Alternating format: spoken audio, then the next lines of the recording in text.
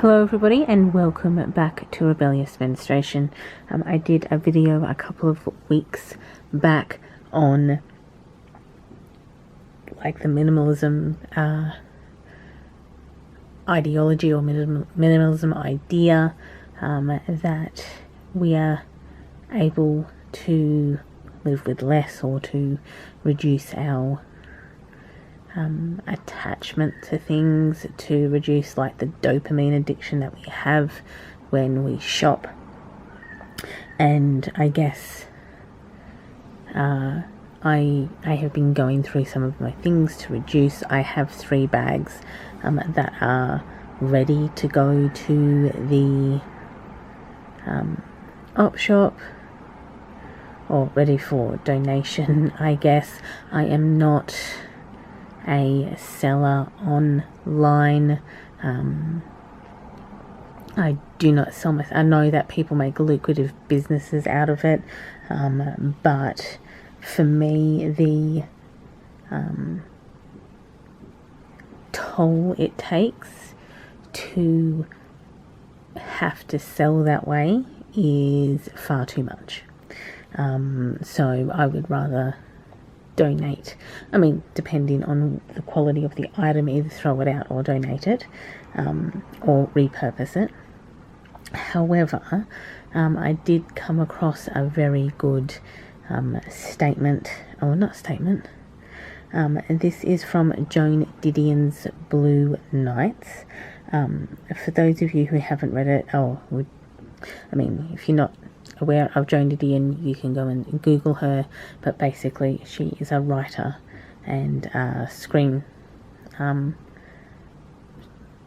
books, articles, journalist, screenplays, so along with her husband, and in the space of 18 months she lost both her husband and her daughter,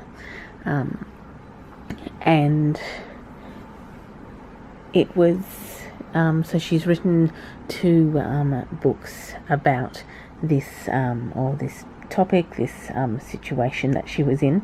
One is called The Year of Magical Thinking, and this was the year after her husband died. Her husband died near Christmas, and her daughter was at that time in a coma in hospital. So they had visited their daughter in hospital and then had returned home, and then she turned around and her husband had had a heart attack and died, and so, she was dealing with her daughter and then her husband, and had written The Year of Magical Thinking because that's how she processes. 18 months later, her daughter, who had had various medical ailments as well, died at 39, and she consequently wrote Blue Nights. And one of the things that she wrote in this, which I'm going to quote now, it's chapter 7. And she says, "In fact, I no longer value this kind of memento. I no longer want reminders of what was, what got broken, what got lost, what got wasted. There was a long period, dating from my childhood until quite recently, when I thought I did. A period during which I believed that I could keep people fully present, keep them with me by preserving their mementos, their things, their totems. The detritus of this misplaced belief now fills the drawers and closets of my apartment in New York. There is no drawer I can open without seeing something I do not want to. On reflection to see. There is no closet I can open with room left for the clothes I might actually want to wear. In one closet that might otherwise be put to such use, I see instead 3 old Burberry coats of John's, her husband, a suede jacket given to Quintana, her daughter, by the mother of her first boyfriend, an Angora cape long since moth-eaten, given to my mother by my father not long after World War II. In another closet I find a chest of drawers and perilously stacked assortment of boxes. I open one of the boxes. I find I open one of the boxes. I find photographs taken by my grandfather when he was a mining engineer in the Sierra Nevada in the early years of the 20th century. In another of the boxes, I find the scraps of lace and embroidery that my mother had salvaged from her own mother's boxes of mementos, the jade beads, the ivory rosaries, the objects for which there is no satisfactory resolution. In the third of the boxes, I find skein after skein of needlepoint yarn, saved in the eventuality that remedial stitches might ever be required on a canvas completed and given away in 2001. In the chest of drawers, I find papers written by Kutana when she was still at the Westlake School for Girls, the research study on stress, the analysis of Angel Clare's role in tests of the deubivals. I find her Westlake summer uniforms. I find her navy blue gym shorts.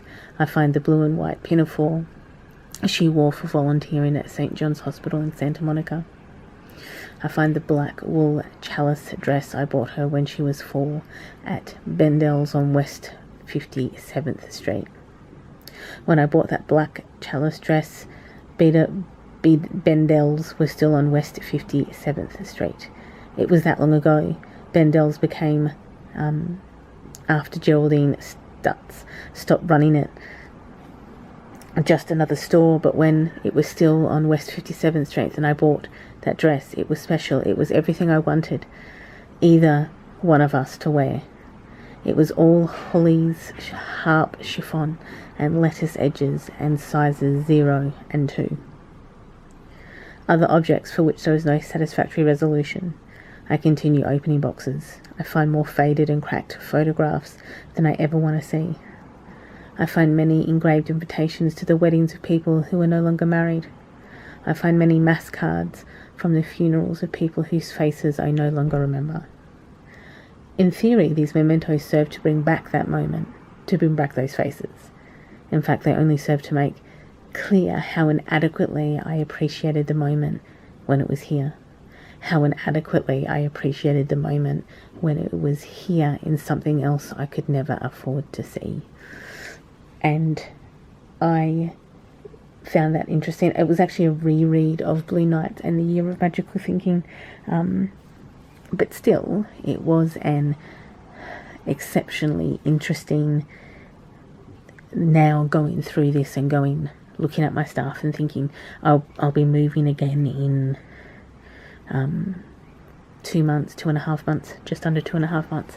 So I'm looking at having to move. I moved about 3 months ago, and then I moved a year before that. So I'm constantly moving, and so that upheaval has led me to obviously reduce the amount of stuff I have.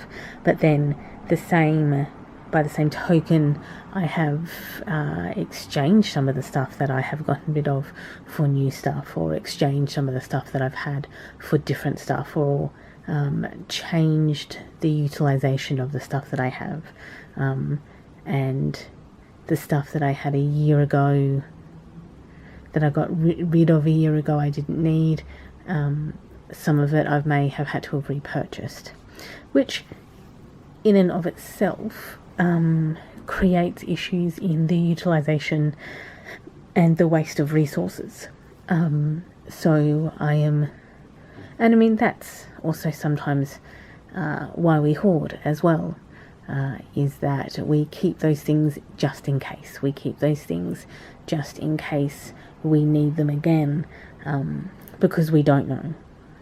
We don't know when we will need that item, and so we keep it, we hold on to it, we store it, and then the next thing that we know, because if we get rid of everything, and then we come to a point where we need to replace it, that is an exceptionally privileged place to be in, that you get rid of things and then replace it upon need, which I have spoken about in my minimalism, as can be considered just as much a mental health crisis as hoarding can.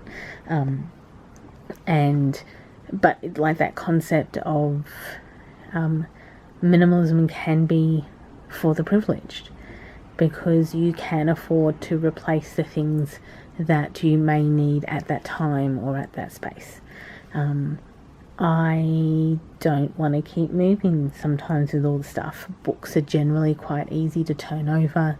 I generally buy secondhand books for relatively cheap and then pass them on or redonate them back to, because the availability of secondhand books is quite high. I also have the Kindle. I've done a review of the Kindle.